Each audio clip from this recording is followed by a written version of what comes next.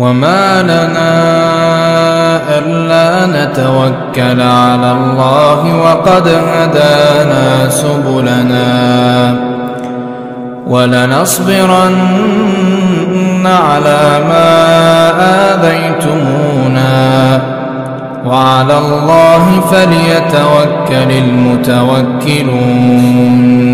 Alhamdulillah jamaah sekalian yang dirahmati oleh Allah, melanjutkan kembali pembacaan kitab Ar-Rahiq Al-Makhtum yang disusun oleh Syekh Shafi Rahman Al-Mubarakfuri rahimahullah, yang mana pada pertemuan sebelumnya kita baru membahas salah satu uslub atau salah satu metode upaya yang dilakukan oleh orang-orang kafir Quraisy untuk menghentikan dakwah Nabi Muhammad sallallahu alaihi wasallam. Metode yang digunakan yang kemarin sudah kita bahas adalah metode as-sukhriyah wa tahqir. Jadi menimbulkan kebencian dan merendahkan serta menghinakan apa yang disampaikan oleh Nabi sallallahu alaihi wasallam. Nah, malam hari ini kita akan melihat upaya selanjutnya yang dilakukan oleh orang-orang kafir Quraisy, yaitu metode yang kedua yang dipaparkan dan diuraikan oleh Syekh Shafi Rahman di sini, yaitu tashwih. Tashwih itu gangguan, mengganggu. Kalau yang sebelumnya itu kita lihat orang-orang kafir Quraisy itu merendahkan, menghinakan dan menjadikan orang-orang Mekah itu membenci dakwah Islam dengan segala hasutan-hasutannya. Nah, kali ini mereka melakukan semacam gangguan-gangguan dan menimbulkan keraguan-keraguan di hati orang-orang yang diserukan dakwah kepada mereka. Syekh Shafi Rahman Al-Mubarakfuri mengatakan, tashwihu ta'alimihi wa itharati syubhat, mengganggu jalannya pengajaran yang disampaikan oleh Nabi Muhammad sallallahu alaihi wasallam, wa itharati syubhat, dan menyebarkan keraguan-keraguan, wa bathud di'ayat al-kadhibah, kemudian menyebarluaskan pula seruan-seruan yang sifatnya itu dusta, wa nashril iradat al-wahiyah, dan menyebarkan pula hal-hal yang diadakan, yang mana hal-hal yang diadakan ini sifatnya itu mengganggu haula hadhihi ta'alim, yang intinya itu menyampaikan bahwasanya ajaran-ajaran Islam itu adalah ajaran-ajaran yang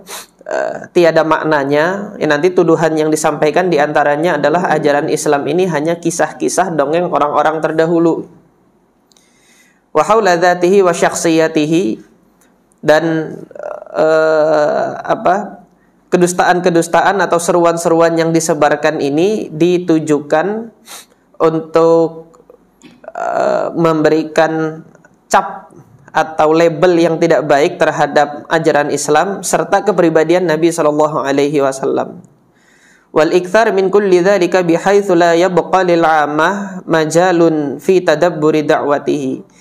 Intinya hal-hal ini diperbanyak agar bagi orang-orang umum, bagi orang-orang awam itu tidak ada lagi kesempatan bagi mereka untuk mentadabburi, untuk merenungi dakwah yang disampaikan oleh Nabi sallallahu alaihi wasallam. Fakanu yaquluna 'anil Qur'an. Nah, berkenaan dengan Al-Qur'an, karena ini ajaran Nabi sallallahu alaihi wasallam yang disampaikan tidak lain adalah Al-Qur'an. Mereka mengatakan bahwasanya Qur'an itu asatirul awwalin, dongeng-dongeng orang terdahulu. Iktatabaha fahiyatumla 'alaihi bukratan wa asila. Itu adalah kisah-kisah dongeng-dongeng terdahulu yang diambil dari dari orang-orang terdahulu, fahiyatumla, yang didiktekan kepada Nabi sallallahu alaihi wasallam di pagi hari dan di petang hari. Tentunya ini tuduhan dan semua orang mengetahui kedustaan dari seruan-seruan ini yang disampaikan oleh orang-orang kafir Quraisy. Orang-orang Mekah mengetahui karena Rasulullah Shallallahu Alaihi Wasallam sejak kecilnya itu tidak bisa menulis, dan merupakan tradisi masyarakat Mekah pada saat itu memang bukan trennya mereka itu bisa baca dan bisa tulis. Dan mereka mengetahui Rasulullah Shallallahu Alaihi Wasallam tidak mengerti baca dan tulis, tetapi dituduhkan yang demikian itu orang-orang awam, orang-orang masyarakat Arab sudah mengetahuinya. Kemudian di ayat yang lain Allah Subhanahu wa taala juga menggambarkan yang dibawakan oleh Syekh Sofiyur Rahman ini bagaimana bentuk tashwih atau gangguan yang diberikannya. Inna hadza illa ifkun iftarahu wa a'anahu alaihi qaumun akharun.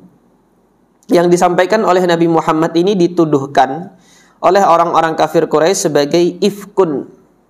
Ifkun itu berita yang dibuat-buat, kedustaan yang dibuat-buat, iftarahu, yang sengaja untuk didustakan.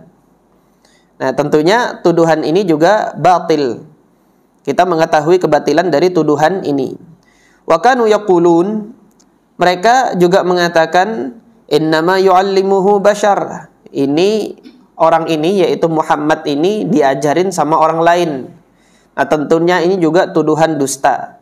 Mereka mengetahui bahwasanya untayan kata-kata Al-Quran itu tidak ada makhluk siapapun yang bisa menyusun seindah untayan tersebut. Wa kanu yaquluna 'anir rasul. Nah, sekarang pribadi Rasulullah yang diserang. Ma li hadzal rasul ya'kulu at-ta'ama wa yamshi fil aswaq. Ini kenapa ini? Rasul utusan ini kok juga sama kita, sama-sama makan kok, sama-sama berjalan di pasar. Artinya ditunjukkan ke hadapan masyarakat Mekah bahwasanya ini hanya orang biasa gitu loh. Tidak ada kelebihannya, tidak ada apa-apa. Ini yang dituduhkan oleh orang-orang kafir Quraisy. Wa fil Qur'an namadij katsirah lirrudud ala iradatihim ba'da naqliha aw min ghairi naqliha. Nah, terhadap tuduhan-tuduhan ini, kata Syekh Sofiyur Rahman Al-Mubarakfuri, beliau menyampaikan bahwasanya di Al-Quran jawaban-jawaban bagi tuduhan-tuduhan ini sudah banyak Allah Subhanahu wa taala jadikan. Nah, ini uslub yang kedua atau cara mereka yang kedua.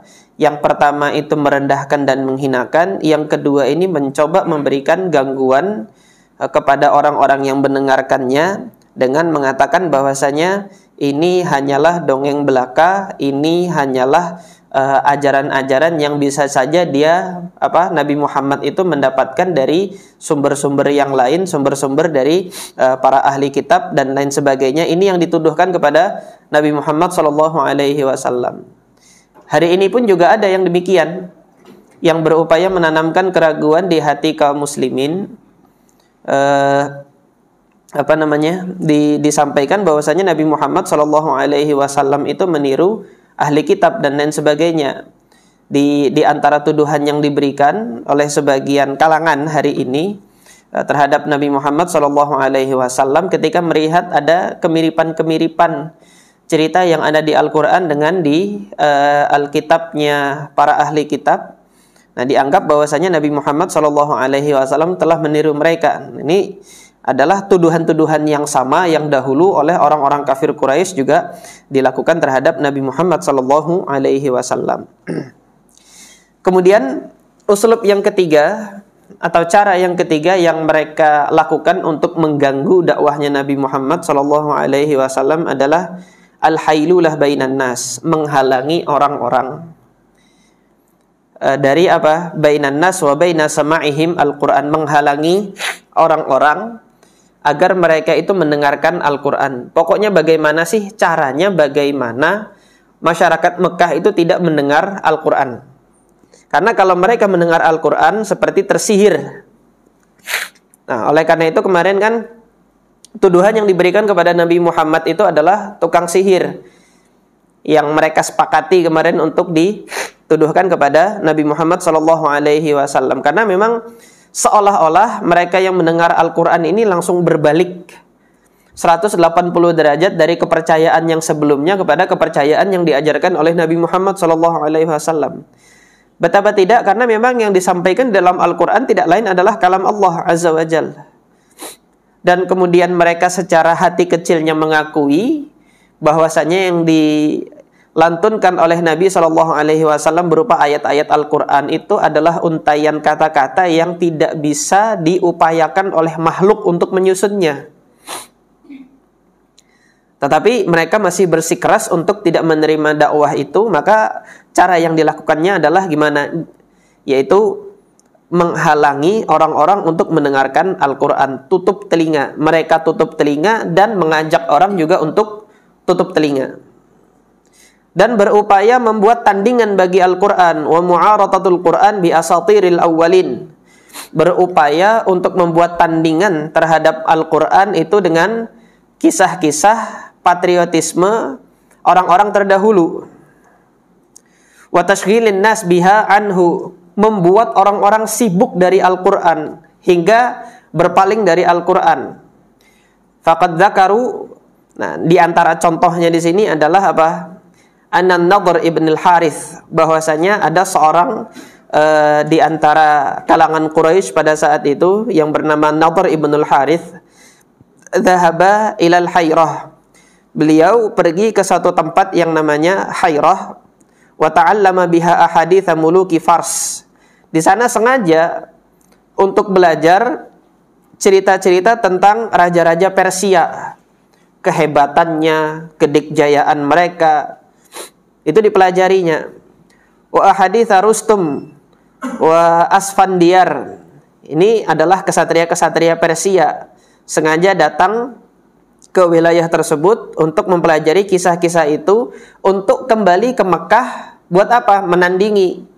Setiap Nabi Muhammad SAW, fakana idza jalasa Rasulullah SAW majlisan litadzkir billah. Ketika Nabi Muhammad itu bermajelis menyampaikan Al-Quran untuk mengingatkan kepada Allah Subhanahu wa taala, memperingatkan orang-orang dari azab Allah Subhanahu wa taala, wa tahdzir min nikmatihi khalfahu. Maka kemudian An-Nadhr ini datang. Nadhr ibn al-Harith ini ada di belakang Rasulullah SAW nunggu majelisnya selesai.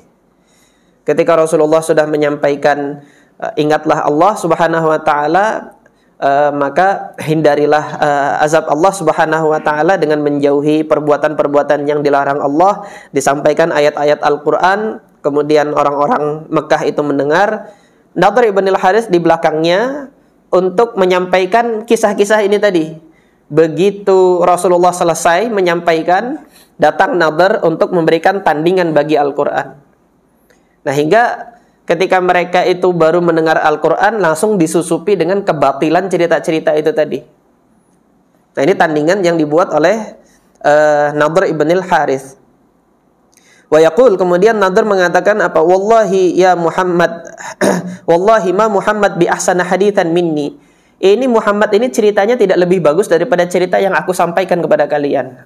Kata siapa? Kata Nadhr ibn al-Harith tadi. Thumma yuhaddithuhum an muluki Faris wa Rustum wa Asfandiar. Baru disampaikan cerita-cerita tentang dongeng-dongeng raja-raja Persia. Kemudian kesatria yang bernama Rustum, Asfandiar ini disampaikan. Hingga pada saat itu juga orang-orang setelah mendengar Al-Quran langsung lupa. Ini cara-cara mereka mengganggu.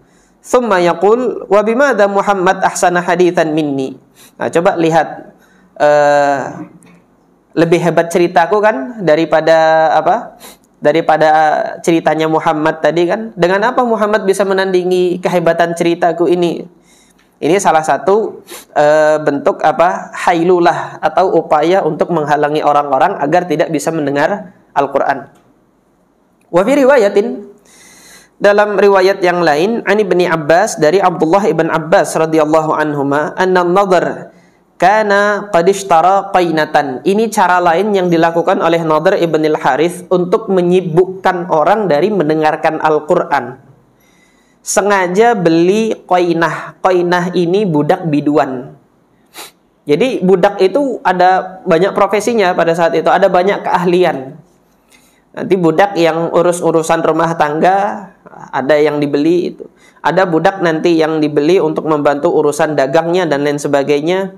Nah, yang ini, qainah ini istilah khusus bagi budak yang memang punya keahlian pandai menyanyi. Dia dibeli karena kepandaiannya melantunkan syair-syair, menyenandungkan syair-syair, bernyanyi. Dan plusnya lagi, budaknya ini biasanya ya yang namanya biduan. Kalau hari ini biduan dipuja, dahulu biduan tuh budak gitu loh. Dulu. Hari ini biduan harganya tinggi, nggak jadi budak lagi. Malah orang-orang yang melihatnya yang diperbudak hari ini gitu loh. Diperbudak untuk melihat terus gitu.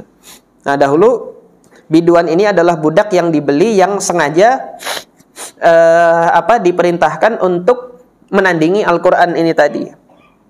Fakana la yusma'u bi ahadin yuridul Islam illam talaqa bihi ila qainatin. Tidaklah Nadhr ibn al-Harith ini mendengar ada orang, oh di sana Rasulullah mendakwahkan Islam, di sana menyampaikan Quran. Datang dia dengan biduannya ini, sama seperti yang pertama tadi. Kalau beliau itu tidak menyampaikan cerita yang dipelajarinya dari Persia tadi, An-Nadhr ini membawakan biduannya. Selesai Rasulullah itu menyampaikan dakwahnya, taklimnya, kemudian Rasulullah selesai menyampaikan ayat-ayat Allah Subhanahu wa taala, datang dia dengan biduan ini, disuruhnya nyanyi di hadapan orang-orang yang didakwahi oleh Nabi Muhammad sallallahu alaihi wasallam itu tadi. Intalaqa bihi ila qainah fayaqul at'imihi wasqihi wa wadhnihi. Ini orang-orang yang ada ini tadi yang barusan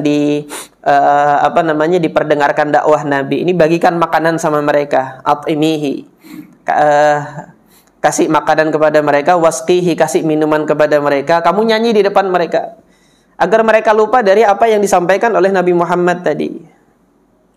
Hadza khairun, kata si Nadhr tadi, ini budak saya ini biduan saya ini lebih baik, mimma yad'uka ilaihi Muhammad, daripada apa yang didakwahkan oleh Muhammad ini.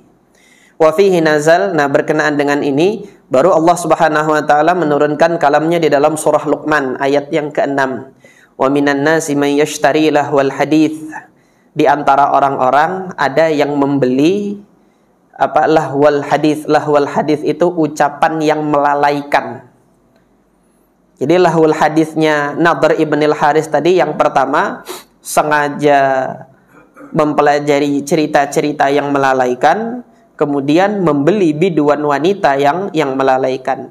Nah, Allah Subhanahu wa taala menyebut upayanya Nadhr ibn al-Harith ini dengan sebutan lahwal hadis, ucapan yang melalaikan. Tujuannya untuk apa? Liyudilla an sabilillah, untuk menyesatkan orang, membelokkan orang dari jalan Allah Subhanahu wa taala. Nah, ini yang berkenaan dengan turunnya surah Luqman ayat yang ke-6 ini, berkenaan dengan Nadhr ibn al-Harith. Nah, jamaah sekalian yang dirahmati oleh Allah Subhanahu wa taala, tiga bentuk gangguan ini. Yang pertama menghinakan, kemudian menuduhkan ajaran Islam ini sebagai ajaran yang hina. Kemudian yang kedua yaitu membuat gangguan-gangguan berupa keraguan yang disebarkan. Dan yang ketiga berupaya untuk menghalangi orang-orang dari mendengarkan Al-Quran. Ini masih bentuk-bentuk gangguan yang tidak ada konfrontasi fisik di situ. Bentuk siksaan secara badaniyah nggak ada. Nah, ini dilakukan beberapa bulan lamanya gitu kan. Setelah itu mereka mengevaluasi, dan ini yang dikisahkan oleh Syekh Sofi Rahman Al-Mubarakfuri selanjutnya.